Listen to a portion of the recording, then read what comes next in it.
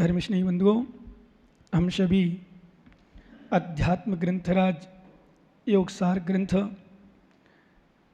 के माध्यम से अपनी आत्मा की चर्चा श्रवण कर रहे हैं और चर्चा ही नहीं, वास्तव में उसमें जाने का प्रयास भी चल रहा है। और जाना के प्रयास ही नहीं करना, जाना है। और जानेंगे तभी जाएंगे, जानेंगे तभी जाएंगे। जहाँ जिसको जाने नहीं, कहाँ जाएंगे? और जिसको जहाँ जाना है हम नहीं जानते तो पूछ पूछ के जाते हैं। मान लो दृष्टांत मात्र, अपन को बॉम्बे जाना है और जहाँ जाना उनका ज्ञान नहीं है तो अपन क्या करते हैं? वहाँ जाने के बाद पूछ पूछ के जाते हैं। ऐसे हम अपनी आत्मा को हमें जानना है और आत्मा में जाना है, और आत्मा में नहीं जाना, मोक्ष में जाना है। और आत्मा में चलेगा तो मोक्ष चले जाते, इसलिए मोक्ष को नहीं बोला हमारे आचार्य ने। अध्यात्म ग्रंथ में कहीं कहीं दिया है भाई मोक्ष की इच्छा हो, मोक्ष की ऐसा, तो फिर सुनो इसके लिए। बाकी यहाँ बीच में कहाँ आया? हाँ, मोक्ष की इच्छा हो तो ऐसा करो। क्यों करो? क्या करो? आत्मा को जानो, आत्मा में जाओ, आत्मा का अनुभव करो। आत्मा में जाओगे तो मोक्ष। हमने बताया था आपको उस दिन, हम भीतर गए तो हम भीतर गए, हम भीतर गए तो हम भीतर गए, तुम भीतर जाओ तुम भी तर जाओगे। मतलब जो भीतर जाता है, भीतर मतलब अंदर का ज्ञान। वास्तव में हमने कल परसों आपको बताया था, हमने अंदर का ज्ञान नहीं किया अभी तक। वो अंदर के ज्ञान के अभाव में सब विडंबनाएं चल रही हैं। अंदर का ज्ञान हो जाए तो बाहरी कष्ट, अभी भजन सुनाए ना, कष्ट संसार में रोना धोना, पता नहीं क्या क्या, वो मुझे तो याद नहीं हो रहा, पर शब्द बता सकता हूँ, भाव बता सकता हूँ उसके, कि महावीर आ जाओ, गले लग जाओ, गले ले लो, आदि आदि कहने का अर्थ। तो क्यों बुला रहे भगवान को? क्यों बुलाना भगवान को? भगवान क्या करते हैं? भगवान तुम्हारा बैठा है अंदर। कहाँ बैठा? आचार्य महाराज ने कल कहा था, कुछ समाही करऊ कुंचऊ, छोप अछोप करूब कुंचऊ, हल सही कलऊ केण समाणऊ, जय कम तो जो बहु तई जो अपाणऊ। जहां देखो वही आत्मा, जहां देखो वही आत्मा, कहीं कुछ है ही नहीं। तो किससे मैं बात करूं? किसको देखूं? दिखते ही नहीं है। जिसको देखता हूं इनमया दृष्टि रूपम तन्ना जानत सर्वथा, जिसको देखता हूं वो जानता नहीं है, जानन्ना दृष्टि रूपम। और जो मेरा रूप है वो जानता दिखता नहीं है, और जो जानता है वो दिखता नहीं है, जो दिखता है वो जानता नहीं है उसको। जो जानता है वो दिखता नहीं है, जो दिखता है वो जानता नहीं है। किसको देखें? इसलिए किसी को नहीं देखना, आत्मा को देखो। किससे बात करें? जिससे बात करते हैं वो है नहीं आत्मा, जो बात कर रहा है वो भी आत्मा नहीं है। जिससे हो रही वो अलग विषय है, पर जो बात कर रहा है ही नहीं। इसलिए किसी को बात नहीं, किसी को नहीं जानना, मात्र आत्मा को जानने का प्रयास करना है, वो आत्मा में जाने का प्रयास करना है। क्योंकि आत्मा में अंदर जाएंगे तभी हमारी आत्मा परमात्मा बनेगी। इसलिए हमारे आचार्य भगवान योगेंद्र देव स्वामी ने कल स्पष्ट सूत्र में दिया था कि किसकी समाधि, कौन समाधि करेगा? मैं तो समाधि में लीन हूं, मैं तो समाधि में हूं खुद, मैं तो आत्मा लीन है, आत्मा में लीन है मैं समाधि। समाधि का अर्थ क्या है? वास्तव में समाधि का अर्थ है आत्मा में लीन हो जाना। आत्मा की जो बुद्धि है, परिणाम है, मन है, उस मन का सब जगह बुद्धि समान हो जाए। कौन अपना, कौन पराया, कौन मां, कौन पिता, कौन भाई, कौन बहन। इसलिए किसकी समाधि? किसको स्पर्श करूं? है ही नहीं कहीं कुछ। आत्मा का स्पर्श कर नहीं सकता हूं। और ये पुद्गल है, शरीर है, जड़ है, मांस पिंड का, मांस का पिंड है, हड्डी चमड़ी आदि आदि का पिंड है, इसको क्या स्पर्श करूं? तो लोग इसी में स्पर्श में इतने लीन होते हैं कि कर्म बंद कर लेते हैं। इसलिए हमारे आचार्य महाराज देवसेन स्वामी ने स्पष्ट सूत्र दिया 36 नंबर कारक में, अप्पा समणा दिठा जीवा सभ्य भी त्यूण अत्ता भी सो मज्जतो जोईणा रोसईणा त्योसी। आचार्य महाराज ने, देवसेन स्वामी ने तत्वसार ग्रंथ में लिखा कि 3 भुवन में स्थित सभी जीव अपने समान दिखाई देते हैं। जैसा जीव आपका वैसा जीव मेरा, जैसी मेरी आत्मा वैसी आपकी आत्मा, जैसी मेरी आत्मा वैसी सुअर की आत्मा, जैसी मेरी आत्मा वैसी चींटी की आत्मा, जैसी मेरी आत्मा वैसी हाथी की आत्मा। क्या करें? अप्पा समाना दिट्टा जीवा सभ्य त्यूणत्ता भी, तीनों भुवन में सभी की आत्मा समान दिखाई दे रही। सो मज्जत तो जोई रोसई सही। क्या बात है! आचार्य भगवान ये तत्व, मतलब सही में जब अध्यात्म ग्रंथ पढ़ते हैं, सुनते हैं, तो लगता है कि आचार्य महाराज ने तो कुछ छोड़ा ही नहीं और कुछ बोला नहीं। क्या विशेषता है? कुछ बोला नहीं हो, कुछ छोड़ा नहीं, कहां देख रहा है तू? क्या करें? राज तू सही रहे तो सही, किससे रूसूं, किससे संतुष्ट हूं, किससे खुश हूं? तो मध्यस्थ क्या लगे, सो मध्यत्तो जोई। हे योगी, योगी लोग अथवा ऐसा कहते हैं, योगी जन ना किसी में रुष्ट होते हैं ना संतुष्ट होते हैं। क्यों? जहां देखो वही आत्मा, जो देखो वही आत्मा। बस जो भी करीब अपन दिख रही है वो विकृत, जैसे हम कभी कभी बोलते हैं, जैसे किसी ने किसी को मारा या किसी ने किसी को गाली दी, किसी ने किसी को बुराई की, किसी ने किसी की निंदा की, किसी ने किसी का अपमान किया, किसी ने किसी का अनादर किया, तो वास्तव में उसने नहीं किया, आत्मा ने नहीं किया, आत्मा के विकारी भाव ने किया, गलत काम किया, पाप किए, उस आत्मा ने नहीं किए, आत्मा के विकारी भाव ने किए। कोई गाली दे देना तो मालूम क्या सोचना, चिंतन करना, ये नहीं दे रहा है भाई, थोड़ी देर रुक जा फिर गाली देना। जैसे कोई गुस्से में हो ना, घर में लड़ाई झगड़ा हो जाए, पत्नी हो तो पति को कहे और पति हो तो पत्नी को कहे, पत्नी गुस्सा हो रही हो तो पति कहे, क्या कहना, देवी थोड़ी देर रुक जा, बात बाद में करूंगा, क्योंकि तू नहीं बोल रही, अभी तेरा क्रोध बोल रहा है, तेरी कसाएं बोल रही, तेरी जलन बोल रही, तेरा कर्म बोल रहा, तू नहीं बोल रहा।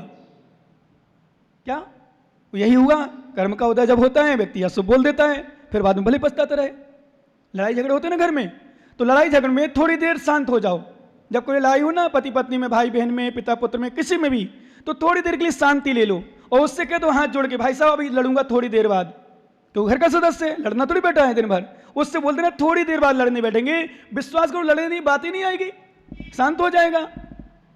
क्या शांति हो जाएगी? अथवा आप कुछ बोलता भी रहे सामने वाला, कुछ नहीं बोलो। क्या हमें कई लोगों ने ये तो बोला था, बोले महाराज बढ़िया तो साधना करो, ध्यान करो, बढ़िया मस्त रहो, कोई टेंशन नहीं, हम लोग हैं, हम हैं। कहते हैं वो सच में है, क्योंकि जितना अपन विरोध करते हैं सामने वाले का उतना वो चिल्लाता है। शांत हो जाओ, सुनते रहो, कब तक चिल्लाएगा, कब तक गाली देगा? गाली देने वाला भी तो कभी आत्मा है, वो भी तो आत्मा है ना, वो भी समझेगा, वो थोड़ी गाली दे रहा, उसका कर्म गाली दे रहा और सामने वाले कर्म गाली दिला रहा।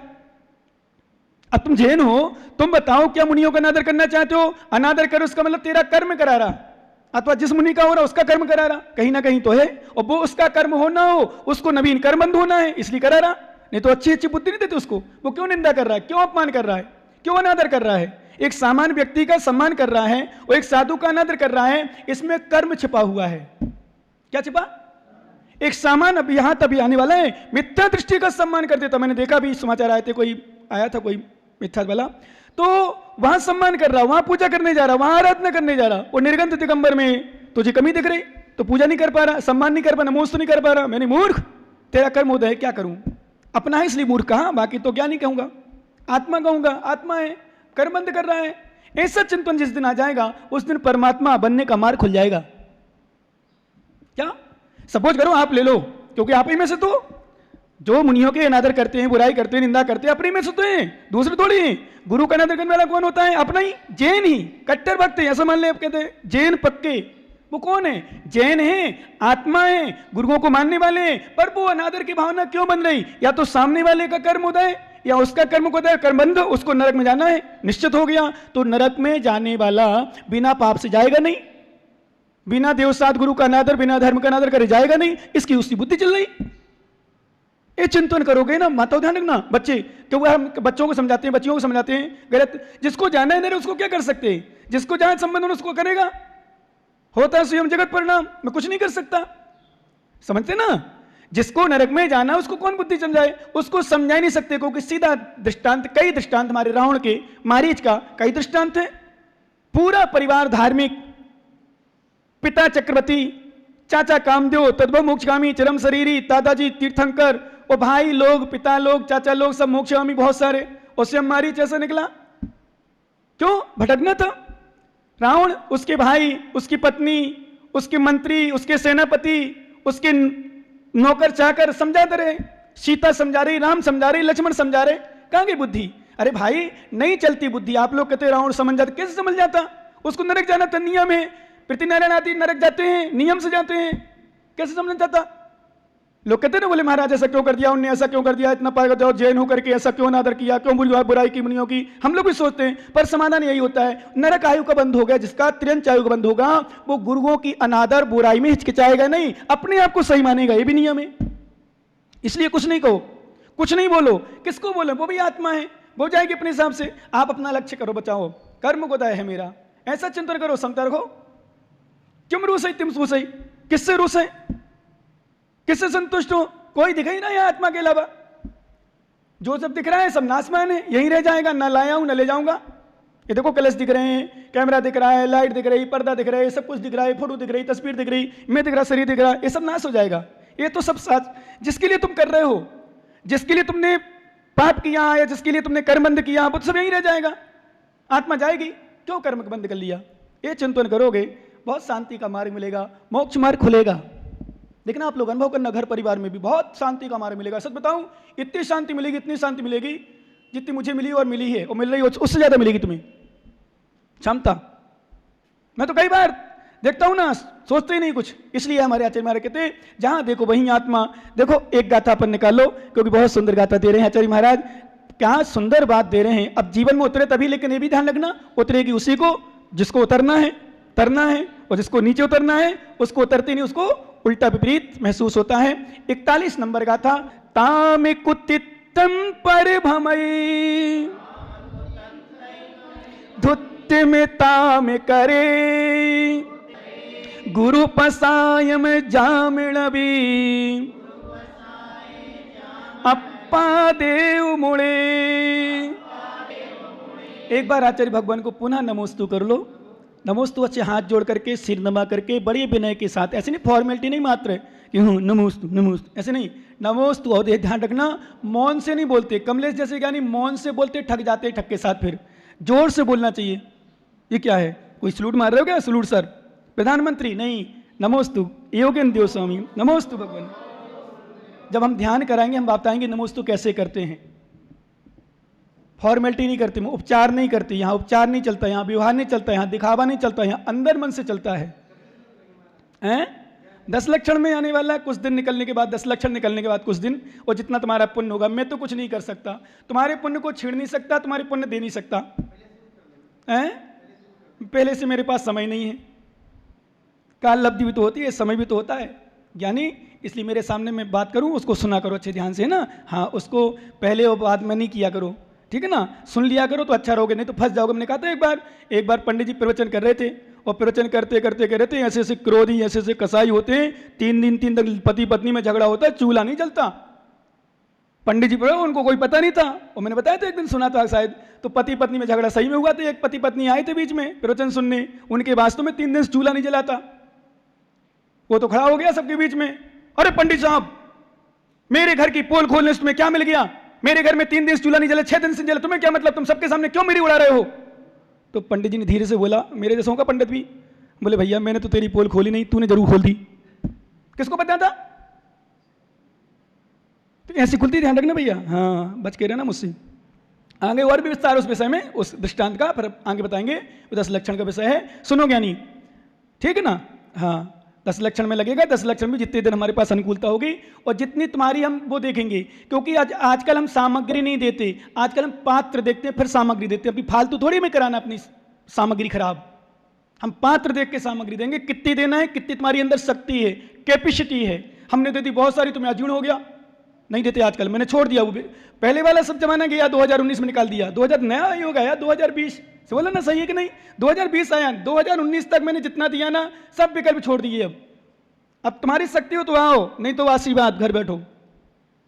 पूछते नहीं, पहले तुम्हें पूछ लेता, क्यों भाई कुबेर जी कहीं बात आए नहीं, मैंने पता चल जाए कि डिस्टर्ब है, तो नहीं पूछता नहीं आजकल। नहीं तो पहले पूछ लेता, क्यों भाई क्यों नहीं आए, क्या बात हो गई। अब नहीं पूछता, कर्म को दया है बेचारा, इसलिए नहीं आ रहा। आना चाहता है लेकिन क्या करें, कर्म को दया है, अशुभ कर्म के मारा है, अशुभ कर्म को दया है, इसलिए उसके परिणाम ऐसे हो रहे। इसलिए ध्यान रखना, आचार्य महाराज कहते हैं समय कर्म जितना मिलेगा उतना मिलेगा। हम कुछ भी नहीं कर सकते, न आपके साथ हम कर सकते, न आप हमारे साथ कर सकते हो। कोई किसी का कुछ भी नहीं कर सकता, किसी को कुछ दे नहीं सकता, किसी को ले नहीं सकता। ना दे दी को भी लच्छी, ना कोड़दी उबियारम उबियारम यवरम सुहा शुभम कम्मम सुहम्पी पुब्बम से। क्या आचार्य महाराज ने कार्तिकेय स्वामी लिखा, कोई किसी का उपकार नहीं कर सकता और कोई किसी का अपकार नहीं कर सकता। आप हमारा अपकार कर रहे हो, हमें गाली दे रहे हो, हमारा अनादर कर रहे हो, तो आप नहीं कर रहे। यदि आप हमें आहार दे रहे हो तो आप हमें आहार नहीं दे रहे। हमारा पुण्य हमारा पाप ये करा रहा है। हमारा पुण्य तुम्हारी आहार की बुद्धि बन रही है। जिस दिन पाप क्षीण होगा तो आहार वाला पूछेगा नहीं। इसका मतलब ये नहीं तुम एक नहीं लगाओ, दो नहीं लगाओ तुम्हारा पाप, हमारा पाप कर्म है तो इसमें तुम्हारा पाप कर्म होता है और पाप बंद है। हाँ, हमें बिल्कुल आहार मिलना बंद हो जाए, जैसे हमने कहा था तुम नहीं आओ नमोस्तु करने, तो हमारा पाप कर्म होता नहीं। हाँ, हमें कोई नमोस्तु करने नहीं आए, कोई पूछने नहीं आए, हमारी व्यवस्था बनाने नहीं आए, कुछ भी पर नहीं आए, तुम्हारा पाप कर्म उदय। तुम बुराई करो तो जरूर मेरा पाप कर्म उदय की बुराई हो रही, ऐसा कीर्ति नाम कर्म का उदय चल रहा है। इसका बेचारे का क्या दोष? मैं इसको दोष देकर क्यों कर्म बंद करूं नवीन? ये चिंतन करना। मैं इसको दोष दे करके, मान लो आप मेरे, मतलब कई बार पता भी चल जाता है, ये मान लो बुराई कर रहा है कुबेर, ठग, मुझे ठग रहा है, तो मैं कहता हूं करने दे इसको। मैं इसके कारण से क्यों, इसका तो कर्मबंध हो रहा है नवीन, इसके कारण मैं क्यों कर्मबंध करूं? इसलिए निकाल देता हूं। 2019 तक खूब कर्मबंध कर लिए मैंने, खूब समझा के, अब नहीं समझाता था। किथे जानो, जाने नरक जीने तो जाने, मुंह काई कर सकूं, समझ रहे ना? जिन्हें नरक जाने उसको नरक जाने, में क्या कर सकता? कुछ भी नहीं कर सकता। इसलिए हमारे आचार्य महाराज ने कहा बिल्कुल कुछ भी नहीं बोलो, सच में समझाते इसलिए मात्र क्योंकि हमारे आचार्य ने लिखा है अच्छा समझाने से अच्छा कर्मबंध होता है। शुभ मार्ग दिखाते हैं हम, अच्छा मार्ग दिखाते हैं, तो ये सुधरे नहीं सुधरे, मुझे पता है कितने सुधरते हैं, मैं तो देखता हूं नहीं सुधरते, लेकिन फिर भी क्यों समझाते भैया सुरेंद्र जी? बोलो ना ज्ञानी। इसलिए समझाते हैं कि सुधर जाओ तो ठीक, तो उसमें हमें हमारा भला तुम्हारा भी भला, और नहीं सुधरो तो था किथे जानो, घर में बैठो, मेरा क्या जा रहा? दुनिया में इतने सारे जीव हैं, संसार में इतने प्राणी हैं, मेरा क्या जा रहा? बताओ। हम लोग तो बोलते मत। इसलिए हमारे आचार्य महाराज बहुत सुंदर गाथा के माध्यम से, इतना सुंदर, सुनो ज्ञानी, देखो हमारे पास, देखो अभी अभी मत देखो वहां, है ना, अब यहाँ हमारे पास देखते रहना, हमें देखते रहो, ऐसा देख लो ऐसा देख लो, फिर कभी देखना ना पड़े।